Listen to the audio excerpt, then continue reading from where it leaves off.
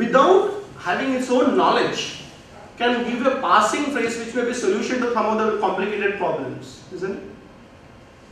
हिंदी में कहावत है, बंद घड़ी भी दिन में 2 बार सही समय दिखाती है. A watch which is not working also twice in a day shows the right time, isn't it true?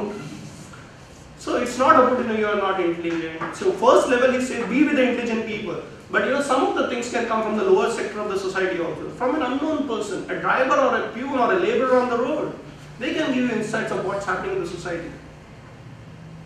Partner with those having strengths. Stephen Covey says in his book, 7 Habits of Highly Effective People.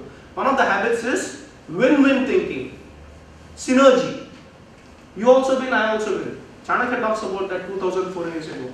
In a work that can be achieved with the help of an associate, he should resort to dual policy. That means, if together we can win, why not? Instead of worrying about how much share of the pie I will get, together we can expand the pie. There is a concept that is coming in the corporate world called enemy friends. 2 mobile companies competing, but they share the same mobile tower. 2 companies fighting over a software project. When one company gets it outsourced to the next company, so in 50% of the work you don't have manpower. If there is a company which is already got an infrastructure built up, the competitor will come and say, let's shake hands and you manufacture it. Enemy friends. He's talking about that. That's excellence. So sometimes it's very difficult to keep creating again and again and again. But somebody was created, go and partner with him. That's what IPR is all about, intellectual property rights. So there is a scientist or a great researcher who has got it. Now why should I put my money into that? I tie up with him and I market it better than him. That's excellence, dual policy. But what is very important for leader, according to Chanakya, is utsaha, that is energy.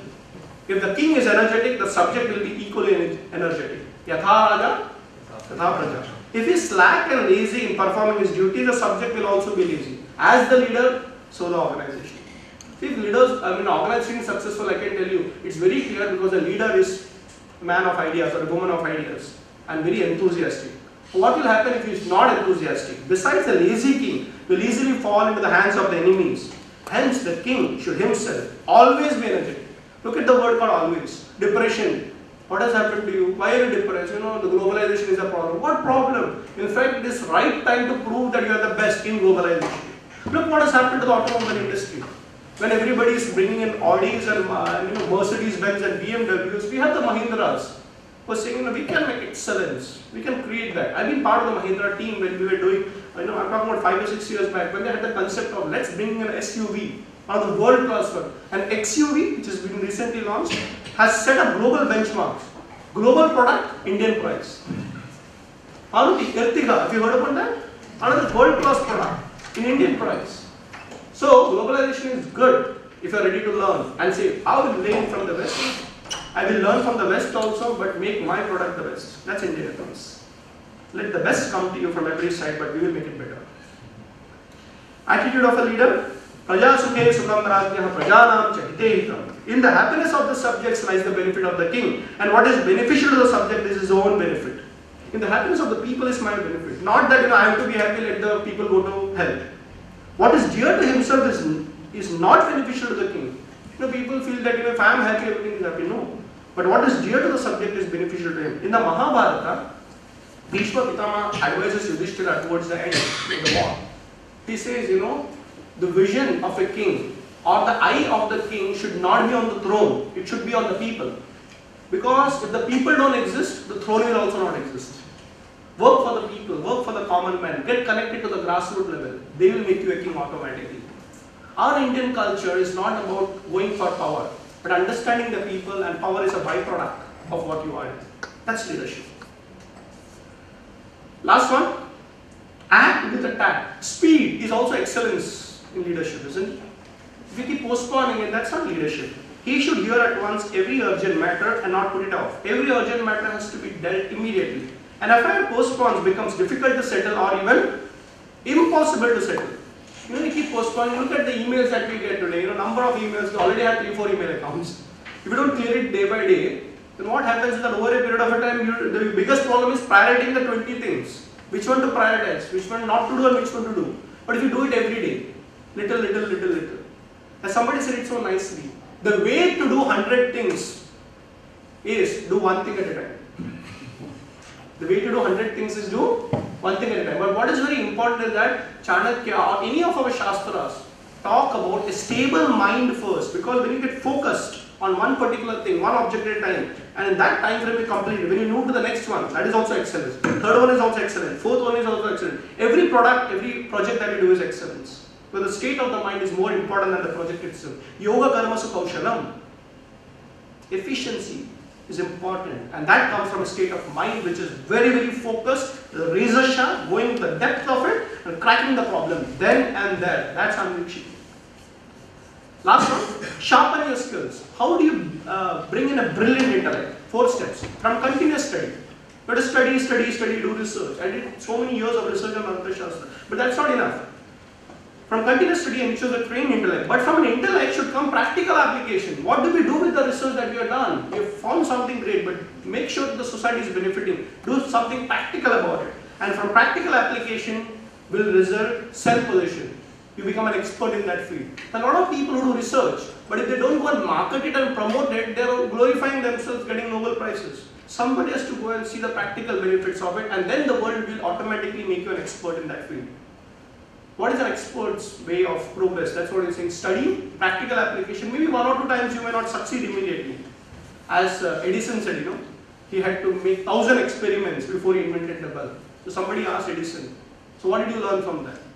999 ways of how not to make a bulb. That's excellent. But today he's an expert. G is still surviving as a company. So that's a little bit of an insight from Arthashastra. I hope this is just the beginning. Because Arthashastra is a volume. It's a lifetime challenge to understand the excellence of a leader and a manager. That's my book. Most of you know about it. It's been doing fantastic. But I personally believe that book is just a small part of the journey to revive India, the Chanakya way, the Indian way, the Indian ethos way. A lot of things that we are doing, we also run an institute in the Mumbai University called Chanakya Institute of Public Leadership. We create the next generation of political leaders. That's something, there's an audio book. The book has been translated to 10 regional languages. A training film based on the book. All details on chanakyaspeaks.in. There's a game, etc. etc. Last, I've been happy that leaders from across the society have been appreciating our work. Academic leaders, scientific leaders, political leaders, military leaders. Finally, it's all about Indian leadership. That's our Chief Minister in Maharashtra, the Education Minister. Interestingly, the Education Minister is now introducing the Marathi version of corporate Chanakya into the syllabus of various colleges in Maharashtra. That's happening nationally also. Manipal University Press, we are having a second session now over there also. So very happy that it's not about Radhakrishnan Pillai anymore, it's about India rediscovering India. That's of course the corporate giant, very much from Karnataka, and we also introduced him in the film that we made of Chanakya. That's it, thank you so much, it's all available. But I like to stop by saying it's all because of the Guru Sishya Parampara that I have actually tried to bring in my research. I studied the Arthashastra at the Chinmay International Foundation, guided by the great master who believed that all the solutions to the modern day problems is available in our Shastras. Let me repeat that. All the problems of our modern days is actually there in the Shastras. That's my Guru Swami Chinmay. Thank you so much. The last few decades, a few superficial readers who read Chanakya called him Machiavelli of India. But through initiatives like yours and many other luminaries, we are discovering that Chanakya was an institution who perfected the science of Anvishiki through his sheer Mega Shakti. So thank you, sir. Our next speaker for the day is India's leading management thinker and author, Dr. Subhash Sharma. He holds postgraduate diploma in management from IIM Ahmedabad and a PhD from the University of Southern California, Los Angeles. Through his creative, well-known and popular books such as Western Windows, Eastern Doors, New Mantras in Corporate Corridors, Markets Maya and New Earth Shastra, among other books, has made distinctive contributions to linking management thought with development thinking, social discourse and spiritual concerns. Professor Sharma is also known for his contributions to institution building. He has assisted in building innovative institutions from their creation stage.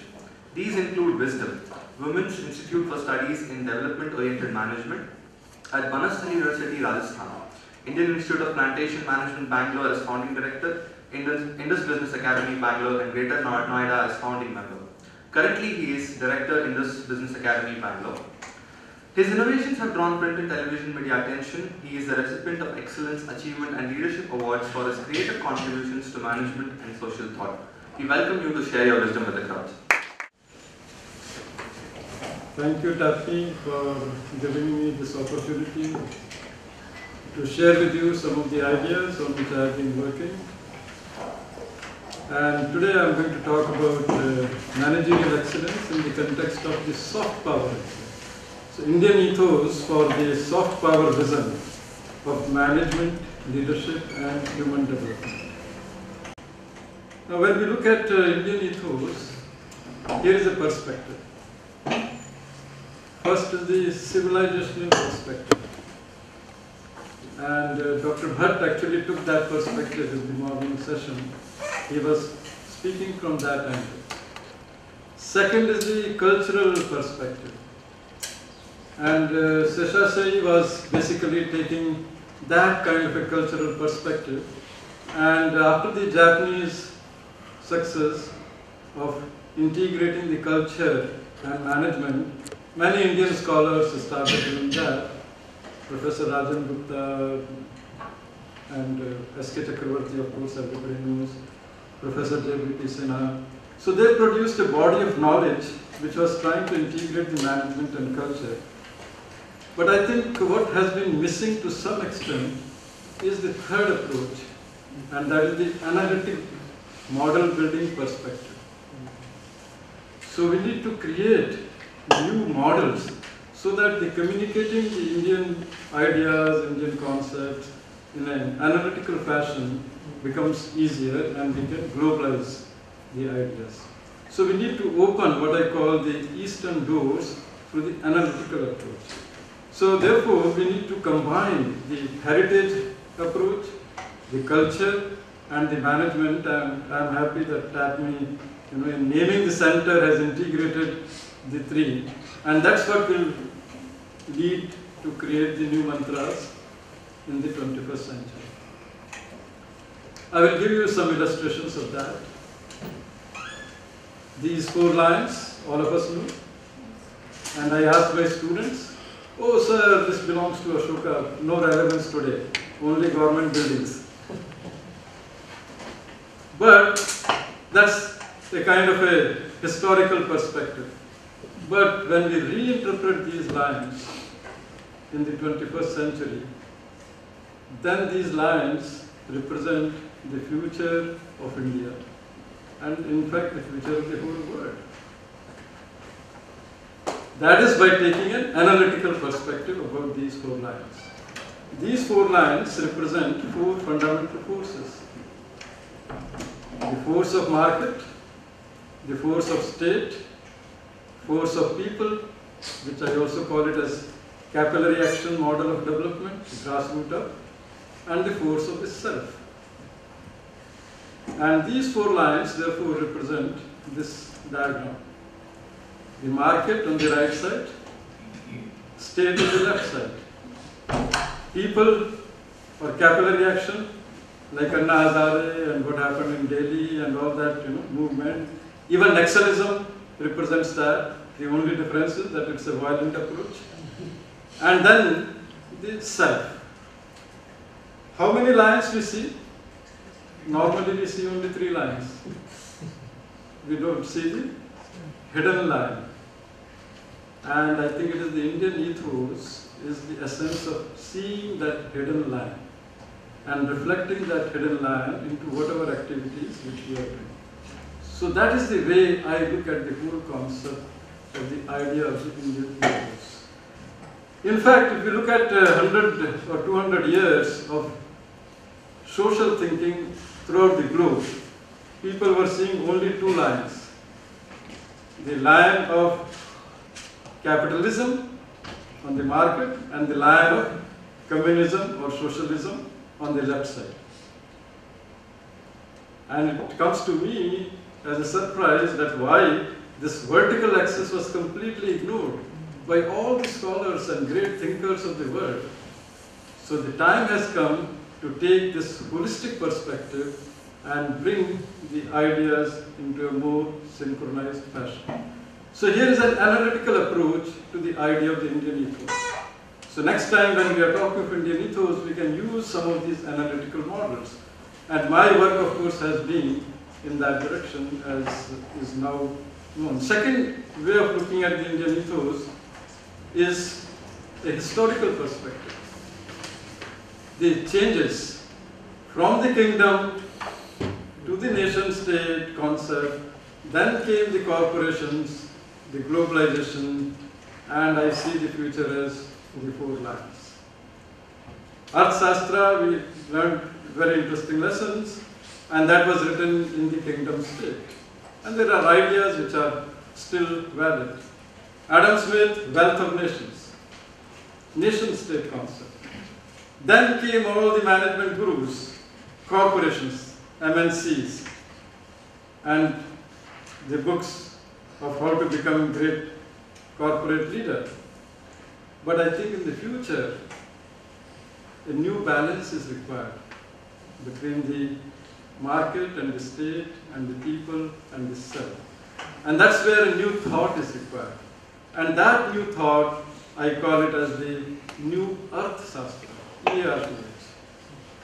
Not because today, even the management people have started talking about the environmental issues, the ethical issues. So therefore, a new approach, a new Shastra is needed for the future of the world. And of course, learning from all the earlier stages of development. So how do we understand self? In Indian ethos, we start with a very simple, fundamental question.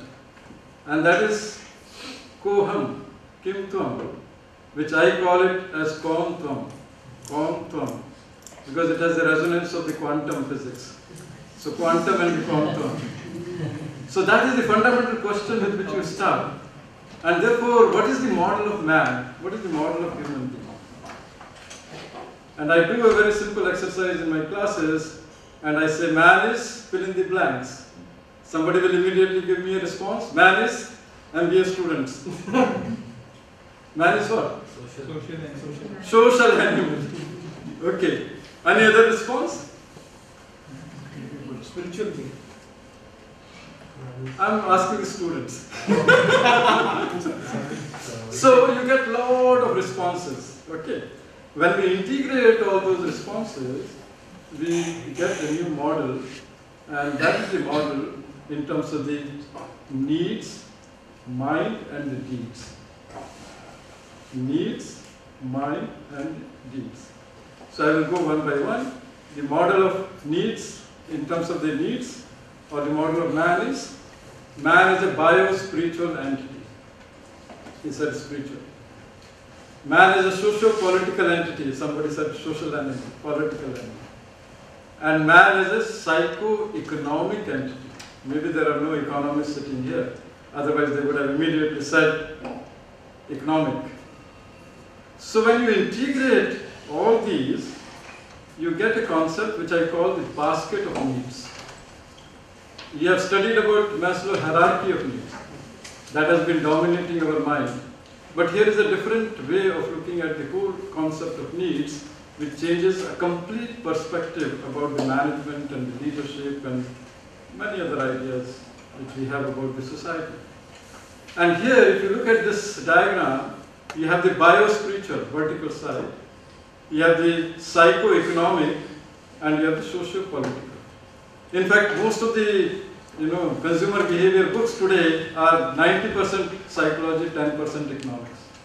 When I did my MBA, it was 90% economics and 10% other things. So how the entire process is changing. And you can, through this diagram, you can even analyze different social philosophers of the world. When you look at Marx, he was socio-political to create some economic change. Darwin, biological. Then Maslow, psychological. And interestingly, there is hardly any philosopher who has covered the entire space, all the spaces. You have Sri Sri Ravi Shankar, Baba Ramdev, only spiritual. But I think we need to integrate all these spaces together. So this is my first fundamental model, analytical model from Indian ethos, which is a reformulation of the Purusharthas, Dharma, Artha, Kama, Moksha, in terms of a new concept, which is this basket of needs. So that is the first model. Of course, this model has now been included in the United Nations report on responsible management education. So this model has received a global acceptance now. And also a book on the new HRM models from China and India, published by Curtin University, Australia. So this model has been highlighted and contrasted also with Mason. Second is the mind model. The mind model, India's mind model, which I call the modes of thinking model, is 5 expressions of mind. The power, the calculative, the knowledge, concern for others, and the liberation. These are the 5 ways in which we express our mindset and the ways of thinking. And when we put it in terms of the diagram, this is what I call the spider diagram. And you can have your own personal spider diagram. In fact, I do this exercise with my students, and the class comes out with very interesting diagrams, because all of us, depending upon our earlier training, family background, places, and where we studied and where we lived, they all go into making of our mind, and so the different kinds of spiders are created. Now in this, if you see, the traditional model of leadership has been rooted, Western, what I call the hard power model of leadership, which is dominating our textbooks and the social discourse. That is power and the calculative model of leadership. Not in which concern for others and the liberation modes are completely ignored. In fact, all the books on motivation theories, you do not find the liberation as an important concept out there. The third concept is, I call it as the deeds model, the hierarchy of deeds.